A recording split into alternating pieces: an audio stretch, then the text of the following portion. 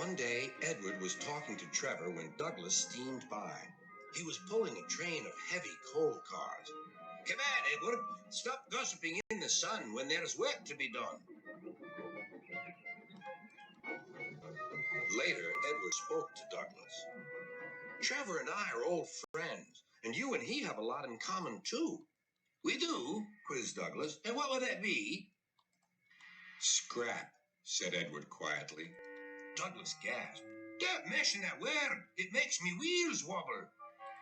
"It does the same to Trevor," replied Edward. "He was being sent to the scrapyard, but the vicar and I saved him, and now he's really useful again. Even so, Sir Topham Hatt certainly does need another steam engine here." "Aye, he does, and quickly." That night, Douglas was still working. He had taken the midnight goods train to a station at a faraway part of the island where only the diesels work.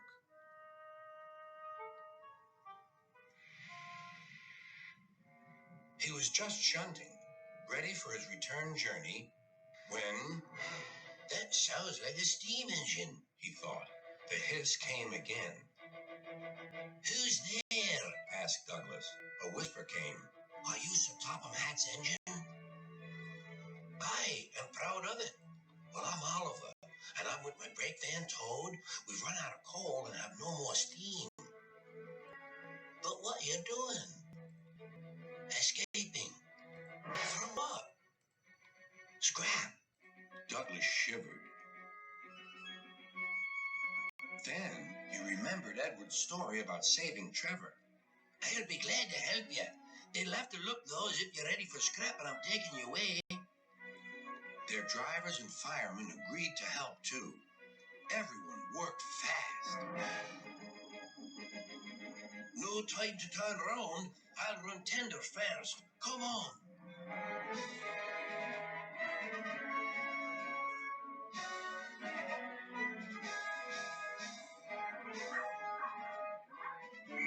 But before they could clear the station, they were stopped.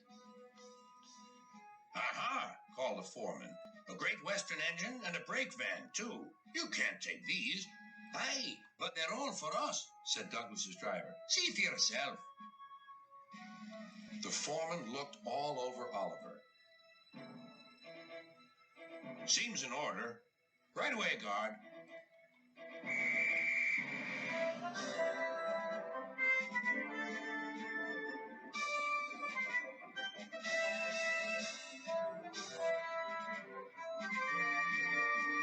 "That was a near thing."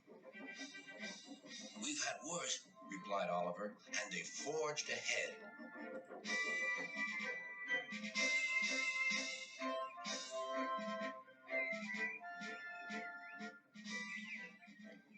It was daylight when their journey ended. "We're home!" cried Douglas. "Shh!" said his driver. "There are the works. We'll find a place for Oliver." Oliver said goodbye and thank you, and Douglas puffed away. The next day, Douglas told the other engines all about Oliver. "Topham Hatt will have to know," said James. "Douglas should tell him at once," added Gordon. "Well, here he is," said a voice. "Now, what's this all about?"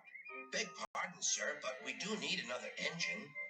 "Yes, sir," ventured Gordon. "A steam engine, sir." "Well, unless one is saved from scrap, there's little hope." "But, sir, one has." "Yes, indeed. And thanks to you, Douglas, he is now at our works. Oliver is just what we need for Duck's branch line." Everyone cheered. Now Oliver and Toad are mended and painted in full Great Western colors. Duck and Oliver are happy on their branch line. The others laughed at first and called it the Little Western. Duck and Oliver were delighted, and so the Little Western it will always be.